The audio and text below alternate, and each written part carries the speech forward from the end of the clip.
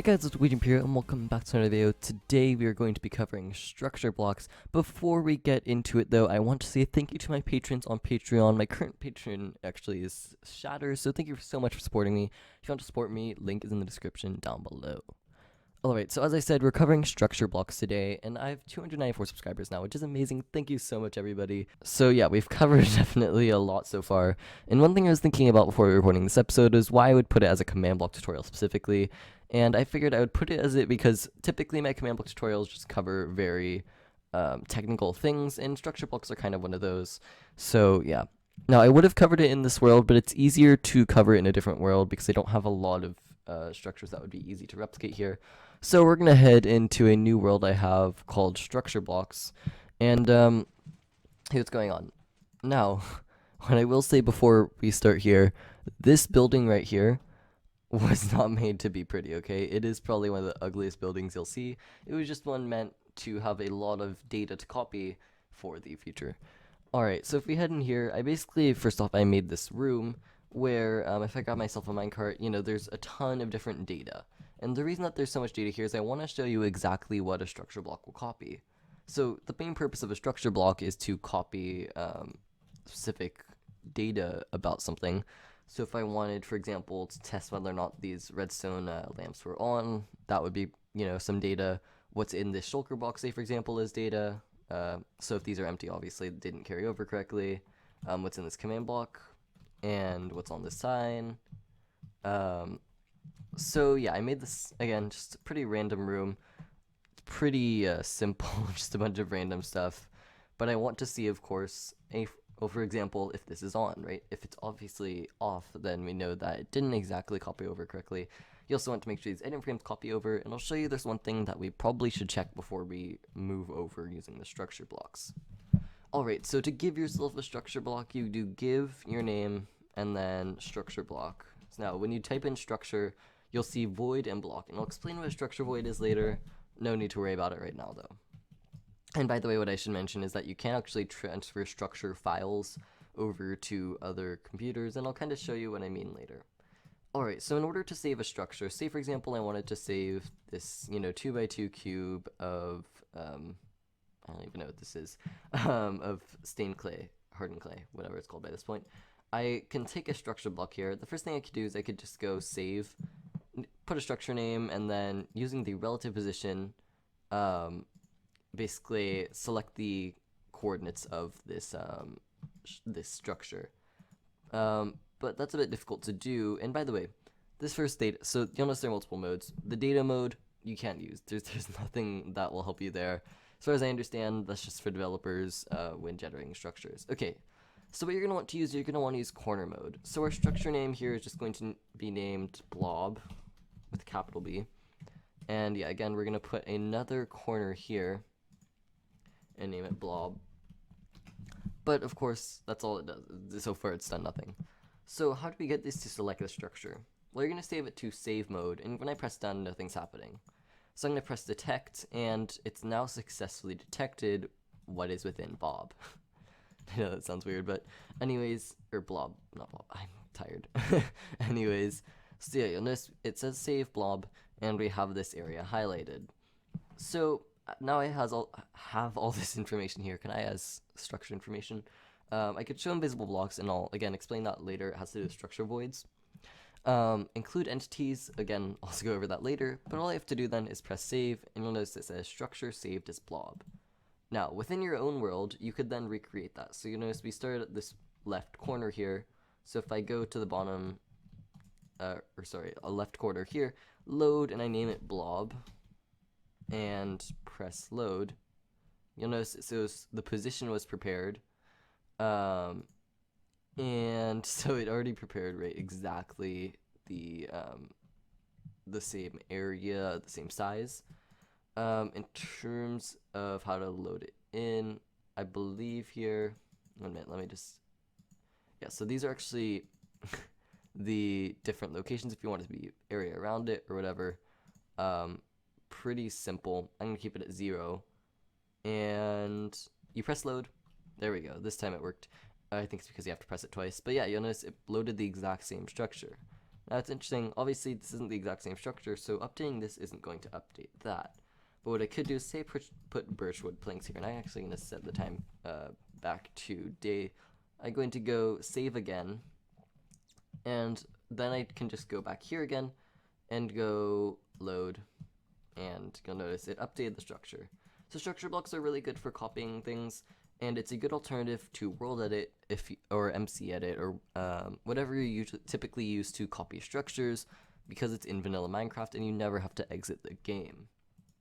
Alright, so the other thing about Datalogic Markers, data mode, again I'm tired. So if basically they're used for generation of worlds. For example, in an igloo, they auto-generate in the world with the data of chest above a chest, and then, you know, when you go there, it'll generate the loot table for the chest. But not too important. Nobody needs to know that unless they're a developer. That's actually either like modding the game or, well, if they work at modding or creating the game. Alright, so we want to envelop this entire structure. So I already placed down prismarine blocks where we should have the structure blocks. So let's go ahead again, and we know now that we just do corners, right? So we're going to name this corner, actually, more so we name this structure. We'll name this structure house. It's not really a house, it's more of a piece of garbage, but yeah, so again, I could take the other corner here, and I name it house, and then just make sure that it's selected there. Go to save mode, and press detect. And there you go. Now notice the entire house is selected, except for the stairs, because I forgot to put the stairs in there. We don't need that anyway, so now, again, I could just press save, but there's one thing that we need to know here. An entity is, of course, anything that will move around, but there's some entities that don't necessarily move around on their own. This can include an item, which kind of does move a little bit, an item frame, an armor stand. I think there might be some others as well, but so in order to keep these item frames, we need to make sure include entities is on, and press save. And now we're going to go over what show invisible blocks means. Okay, so what show invisible blocks means is it means, well, to tell me what exactly it's copying. So if I turn that on, and sorry if there's a bit more lag now, every single block here now has, well, it has these blue markers to let us know there's a block there, and that's why, you know, those are called structure voids. And actually, I did some researching on the Minecraft wiki. Turns out, interestingly, inside every single block there is a red structure void that's invisible when you create a structure. You just can never see it ever. But the ones on the air turn blue. So, anyways, I think we already saved it, but I'll save it again. And yeah. Alright, so now that we've got this whole structure saved, of course, the first thing we need to know is how to replicate it. So let's go like over here and go to load from file, house, and let's just press load once, and you'll notice there's our house area. It's about where we want it. We can move it one more forward actually. So I'm going to control middle click on this to save all the data, put it right there, and delete that one. So now you'll notice here we have the entire house's position mirrored but to the right. So in order, of course, to bring this into existence, and we might get some lag here, I'm going to press load, include entities on, and by the way, bounding box is that thing around the sides. I'm going to keep it on though. Alright, ready? So there might be some lag, so I'm going to stop talking here so that my microphone doesn't break. But yeah, I'm going to press load now. And actually that was really instantaneous, and you'll notice it just copied the entire structure over with 0 problems. So we have our command block there, and again, one thing we talked about was whether or not these would save. So our command block saved correctly, our shulker boxes saved correctly, our item frame saved correctly. The one thing that's interesting is that this didn't copy over, but I think the reason for that is because it's a pulsating clock. There's of course a 1 second, you know, that it actually, there's always going to be like 1 second where it isn't actually loaded, and oops, I think I forgot to, or no, actually it's just because I was reloading it. But yep, you notice this time it's permanently on. So interestingly, actually, what this didn't copy was the piston, and I think the reason for that is because it was in the middle of moving. So that's not to say, of course. So sorry, I should reframe this. When I talk about copying everything, it's not to say that there are going to be no mistakes. There are absolutely going to be mistakes here, and I think actually that there is a block here. It just is invisible, very oddly. So yeah, I'm gonna, like, you'll notice here, if I get rid of that, it's just completely broken right now. I'm actually gonna grab myself a repeater, get rid of it, put it there. Let me see here. Yeah, you'll notice it's just completely broken. But what we're gonna try and do here, actually, let's just break the observer here and replace it. There we go. Now you'll notice it's no longer breaking in that sense. The question is whether or not we can place a sticky piston down. Can't. So let's go ahead here and set this block to nothing. So slash set block, and we're gonna be at 519 air. And there you go. You notice it actually did think that there was a block placed there. So yeah, bam, all of a sudden we have our piston back here. We have the same setup running as before, and pretty weird, huh? And yeah, you'll notice I could just play around with everything breaking. So kind of fun, but yeah, it's definitely fairly buggy when it comes to moving blocks such as pistons. And yeah, all the end nodes copied, all that. I keep rambling on here. But now that we know that structure blocks work the way they do, you may be wondering, how do I send these to other computers or other worlds? You mentioned this earlier, so I'm going to go ahead here and cut out of Minecraft really quick and show you exactly how we do that. So we are back, and you'll notice here I'm back in the Windows environment, so I'm no longer just in the game, and we're going to actually go ahead here and save and quit title, because we don't want this causing any more lag, and we're just going to kind of move this off to, actually, I'm just going to move it out of here. Alright, so now the question is, how, of course, do we get to these structure block files? Well, what you're going to want to do is get to the Minecraft game directory first. So this is where all the Minecraft files are stored, and what I want to clear up right now is the way to get to it. So what most people will do if they're on Windows is they'll do %app.percent and then go here, then find .minecraft and go there, then, go to saves, and then go to, go to their world, which in my case,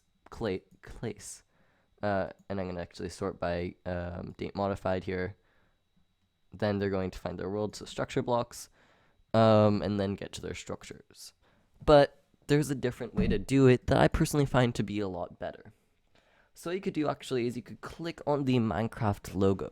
And when you click on the Minecraft logo here, you'll notice that once your Minecraft is open, you have these profiles in the bottom. So I'm going to click on Edit Profile and Open Game Dir, or dir, or directory. And you'll notice here that all of a sudden, we're back in here, and we didn't have to go through all those steps. So now I could just go to saves, go to my structure block world, and by the way, if there's a lot blurred out here, it's because it has personal information, like what my name is, and I don't want to share that with people. Sorry. And now that I'm in the structure blocks folder, I'm going to click on structures. So you notice there's a folder called structures. You won't see it if you didn't save any structures before. And we have now two files, one named blob.mbt and one named house.mbt. Pretty cool, right? So now that we have these two, we can go ahead and save and copy these files. So what I'm going to do actually is I'm going to copy the structures folder using Control-C. And what I would like to mention is the Open Game Directory works the same on Mac. Open my 1.11 command block tutorial world and just paste in the structures folder. And I'm going to show you blob in my normal command block world now. So yeah, let's go ahead in there, and I'll probably cut back once I'm in there, but I'm just going to make sure I'm here, and once we are in Minecraft, I will probably go ahead and cut. But yeah, by the way, if you're wondering what I'm using to record this, I'm using OBS.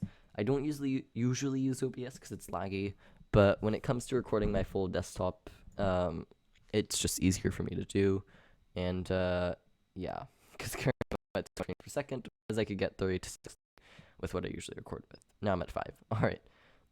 And just 1 second here, we're just gonna jump back into the game, head to our 1.11 world, and I just realized I already had Minecraft open, so let me quit that.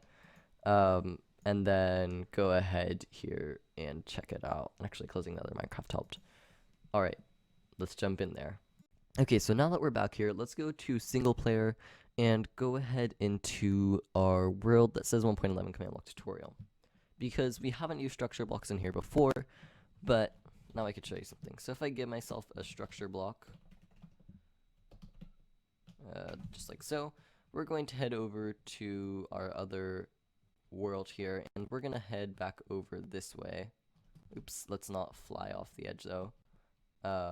Obviously the command block didn't trigger correctly because I'm moving quite fast. Effects clear. That's a bug, I think. I don't think I should be moving this fast. Unless, because I don't have anything that should be making me fast. So, 1 second, let me try and fix this because this should not be happening.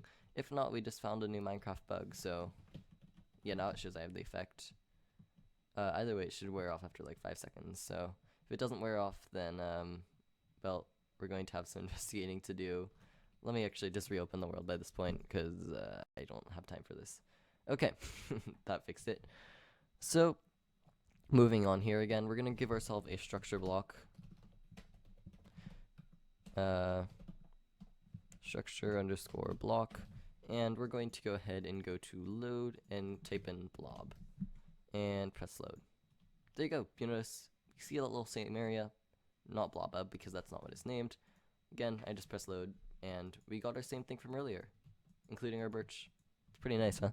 So yeah, that's what Minecraft structure blocks do. If you have any other suggestions, let me know down in the comment section below, because this is actually a viewer suggestion, and I have to say viewer suggestions are extremely helpful for me, because then I have ideas as to what to record, because running out of ideas is never fun, and just covering all the commands, of course, isn't always as helpful to you if you have something you want covered. I'm always super open to help, and if you to helping people and for suggestions. So if you ever have a problem with the command, don't comment specifically that you need help. Comment with the command and say what the issue is, and I could go ahead and help you diagnose it and figure it out. We're just hitting, actually, I'm not going to say the exact number of comments because I can't remember it, but we just hit a recent ridiculous amount of comments. So hey guys, I hope you have enjoyed this episode. If you have, leave a like down below, subscribe if you haven't already, and yeah, once again, thanks for watching. Bye.